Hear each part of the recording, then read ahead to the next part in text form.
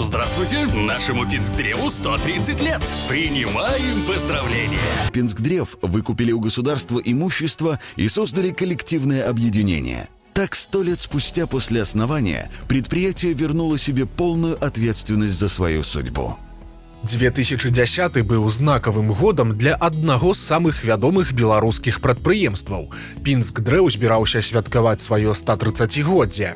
Прыватны холдынг станоўча вылучаўся на фоне хранічна адсталай дзяржаўнай дрэваапрацоўкі, бо меў перадавую вытворчасць, фірмовыя крамы па ўсёй краіне і шматмільённыя інвестыцыі.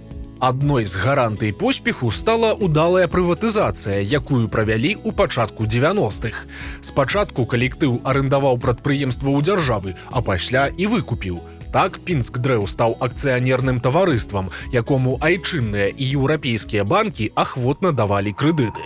Таксама неверагодныя дасягненні звязвалі з асобай генеральнага дырэктара Ларана Арыніча, які кіраваў вытворчасцю сярэдзіны 80-х. У цяжкія для ўсёй беларускай эканомікі часы ён пераарыентаваў працу свайго прадпрыемства на экспарт і ў выніку ў нулявыя правінцыйны Пінск-дрэў стаў вырабляць ажно траціну ўсёй беларускай мэблі.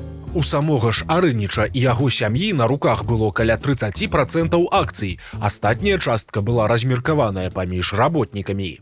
Па стане на юбілейны 2010 год у вялікі холдынг уваходзілі 33 арганізацыі. Адной з іх была заснаваная ў 2004 кампанія Пінск-дрэў ДСП. Яна была створаная на пару з інвестарам з Кіпра і займалася вырабам драўняна-стружкавых пліт. Калі рынок ДСП прасеў, то ў вытворчых памяшканнях паставілі лініі па вытворчасці паліўных гранул. На абсталяванні і умовах працы кіраўніцтва фірмы хацела добра сэканоміць, таму механізмы незразумелага паходжання, тэхнічная дакументацыя, на якія існавала толькі на замежных мовах, збіраліся пераважна уласнымі сіламі. Калі новая вытворчасць была запушчаная, то адразу пачалі вылазіць недахопы. Перыядычна забіваўся прыёмнік драўнянай стружкі, выкіды пылу сталі перавышаць усе магчымыя нормы, а на ўчастку драбнення пілавання пастаянна нешта загаралася. Пажары фіксавалі ледзь не кожны месяц, але ўсё тушылі уласнымі сіламі. Да ратавальнікаў звесткі пра гэтыя інцыдэнты не даходзілі, таму і не ўлічваліся ў агульнай статыстыцы аб пажарах. Аднак небяспечны працэс не проста не быў спынены, больш за тое на Пінск-дрэве ДСП паставілі і другую лінію па вытворчасці пелетаў, якая пачала працаваць без дазволу дзяржаўных органаў. У чэрвені ўсё таго ж 2010-га дырэктару Пінск-дрэў ДСП Леаніду Логвіну выдалі акт пажарнага нагляду. Інспектары патрабавалі выканаць ажно 95 супрацьпажарных мерапрыемстваў, але ад падобных праверак заўсёды ўдавалася адбівацца невялікімі штрафамі, таму рызыка вялікай бяды ўзрастала штодня.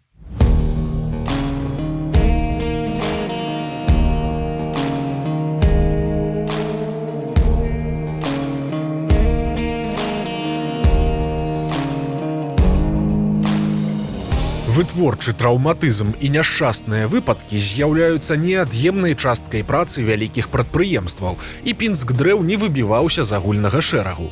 Доўгі час самым сур'ёзным інцыдэнтам на прадпрыемстве лічыўся выбух пылавой сумесі ў маі 97-го года. Тады загінулі 2 работнікаў.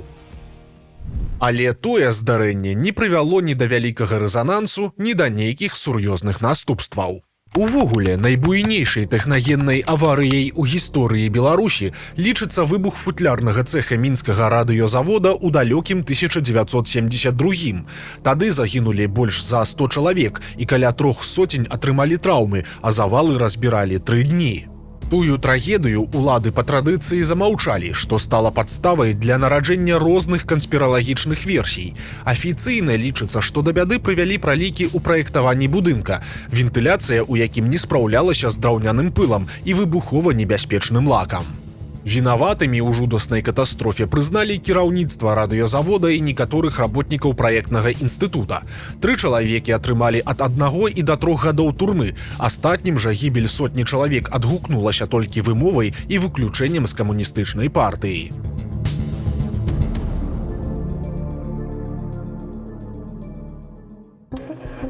25 кастрычніка 2010 года быў звычайным працоўным панядзелкам. На Пінскдрэве ДСП у той дзень працавала змена з 48 чалавек. Адны на вытворчасці плітаў, іншыя на паліўных гранулах. У планах была генеральная прыборка і рамонт другой лініі пелет. Канвеер у цэху ламаўся вельмі часта, таму хтосьці з работнікаў насуперак усім патрабаванням бяспекі абсталяваў імправізаваны газазварачны пост проста ў працоўных памяшканнях. Калі прыйшоў час абеду, зваршчык разам з усімі пайшоў у сталовую, кінуўшы апарат з балонамі каля свайго працоўнага месца. Што было далей, да канца незразумела. Па версіі Ларана Арыніча, калі о першай гадзіне дня ў цэх вярнуліся работнікі, адзін з іх уключыў канвеер, хаця яго рамонт яшчэ не быў скончаны. Гендырэктар Пінскдрэва расказваў, што сведкі чулі, як маладая брыгадзірка паспела крыкнуць: «Я ж казала, не ўключаць». Узнікла іскрэнне, якое прывяло да выбуху газу, што паспеў выйсці з незакрытага балона.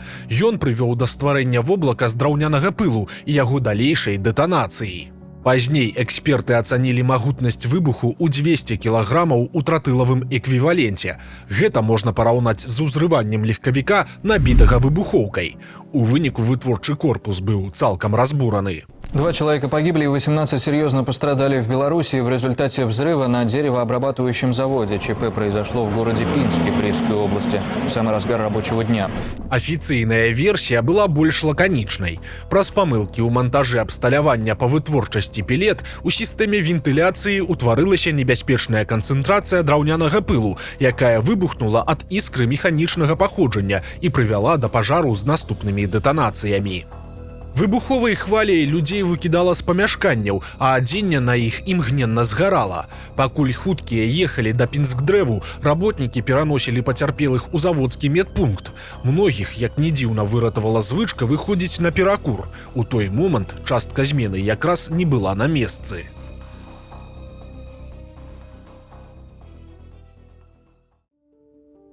Пажар тушылі 2 гадзіны. Хутка быў знойдзены і першы загінулы. Ім аказаўся 26-гадовы аператар аўтаматычных ліній Яўген Рапута. Смерць маладзёна была асабліва страшнай. Ён цалкам абгарэў. Вечарам з-пад завалаў дасталі цела слесара Михаіла Старадуба. У рэанімацыю пінскай бальніцы даставілі каля 20 пацярпелых. У большасці з іх дактары фіксавалі апёкі 60% плошчы цела і нават больш. Было зразумела, што колькасць ахвяр будзе толькі няўмольна расці. Тым часам уся краіна разам з яе кіраўніцтвам працягвалі жыць, нібыта нічога страшнага і не адбылося. У разгары была прэзідэнцкая гонка. Шматлікія кандыдаты займаліся зборам подпісаў, а Аляксандру Лукашэнку, які гуляўся ў чарговую адлігу, катастрофа з чалавечымі ахвярамі была проста непатрэбная. Але калі вы думаеце, што кіраўнік Беларусі прадэманстраваў чэрствасць, то вы моцна памыляецеся. Праўда, гараваў тады Лукашенка з даволі экзатычных нагод. Ён выказываў спачуванні прэзідэнцыі Аргенціны з нагоды смерці мужа, інданезійскаму народу ў сувязі з ахвярамі землятрусу ды цунамі, а таксама кіраўніцтву арабскіх эміратаў, бо там памёр шэйх. 29 кастрычніка 2010 года, на 4-й дзень пасля трагедыі ў Пінску, Лукашенка адправіўся ў 2-дзённае турнэ па Брэшчыне. Пінчукі вельмі чакалі, што ён прыедзе да іх, тым больш на той момант колькасць ахвяр ужо вырасла да 5. Аднак на камеру кіраўнік Беларусі працягваў рабіць выгляд, што нічога не адбылося. Турыстычны патэнцыял Пружанскага раёна аказаўся для яго тады больш актуальным, чым візіт на Пінскдрэў. І падобныя паводзіны не былі нечаканасцю. Калі ў 2003 годзе ў Гродзенскай вобласці на пажары загінуў 31 пацыент псіханеўралагічнага інтэрната, Лукашенка не выказаў ніякіх спачуванняў, а яго тагачасная прэс-сакратарка Наталья Пяткевіч цынічна заявіла, што спачуваць няма каму, бо сваякі ахвяр ад іх адмовіліся. Але ў загінулых на Пінскдрэве былі і блізкія, і калегі. Яны не разумелі маўчанне чалавека, які меў імідж самага клапатлівага кіраўніка ў свеце. Але ў першыя дні сем'і ахвяр падтрымлівалі толькі мясцовыя ўлады.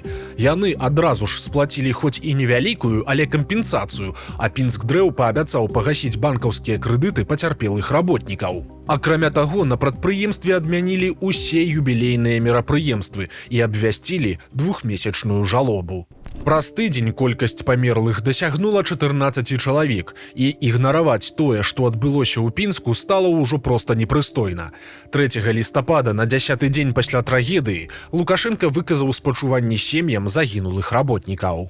Трагедия, унесшая жизни близких вам людей, потрясла всех граждан Беларуси. Это не только ваше личное горе, а наша общая беда и серьезный урок на будущее, говорится в соболезновании. В этот скорбный час мужайтесь и не падайте духом. Вы и все, кто пострадал в том страшном пожаре, всегда можете рассчитывать на поддержку государства. Мы приложим максимальные усилия, чтобы больше не допустить такого в нашей стране. Силы и выдержки вам, светлая память о ваших родных навсегда сохранится в наших сердцах. І толькі пасля гэтага ў Брэсцкай вобласці абвясцілі 2 дні жалобы, а расследаваннем крымінальнай справы занялася Генеральная пракуратура. Аднак гэтага дзяржаве аказалася недастаткова. Скарыстаўшыся страшнай трагедыяй, яна вырашыла нацыяналізаваць паспяховы Пінскдрэў. 3 студзеня 2011 года Лукашенко падпісаў загад, якім зрабіў дзяржаўны канцэрн Беллеспаперпрам кіруючай кампаніяй прыватнага холдынга.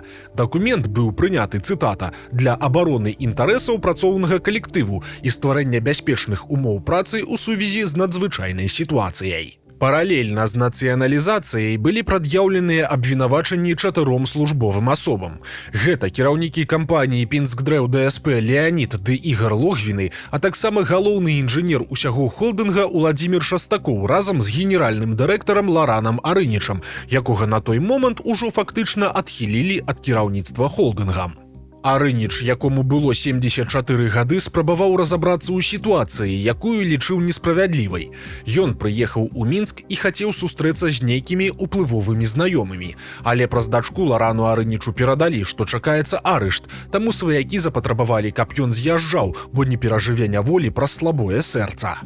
Экс-гендырэктар Пінскдрэва спачатку з'ехаў у Рыгу, пасля ў літоўскія Друскенікі, але ў выніку асеў у Беластоку. Летам 2011 года ў родным Пінску яго пазбавілі звання ганаровага жыхара горада. Пасля таго, як Пінскдрэў стаў дзяржаўным, інцыдэнтаў на ім менш не стала. Маштабныя трагедыі не паўтараліся, але пажары і вытворчыя траўмы нікуды не падзеліся. Ну а пра катастрофу на Палессі праз лічаныя месяцы амаль усе забыліся. У Беларусі прайшлі выбары, якія скончыліся арыштам некалькіх кандыдатаў і новымі санкцыямі супраць Лукашэнкі.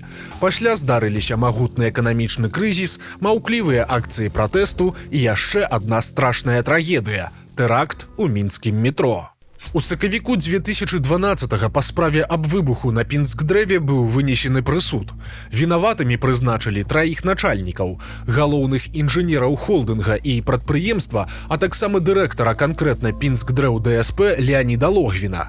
Іх прызналі вінаватымі ў службовай нядбайнасці і парушэнні правілаў пажарнай бяспекі, якое прывяло да гібелі людзей. Але ж прысуд аказаўся даволі мяккім.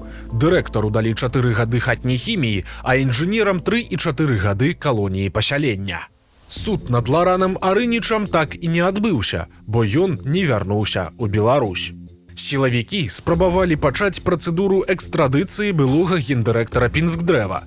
Па лініі Інтэрпала яго затрымлівалі ў Польшчы і Італіі. Але гэтыя краіны адмовіліся выдаваць Арыніча Беларусі. У выніку лукашэнкаўцы адпомсцілі яму канфіскацыяй маёмасці і ўсіх акцый яго былой кампаніі. Змена ўласнасці на прадпрыемстве ў выніку нечакана ударыла па сваяках ахвяр. Суд вырашыў, што і холдынгавая кампанія, і прадпрыемства Пінскдрэў ДСП павінны выплаціць пацярпелым прыкладна па $4000 кампенсацыі кожная.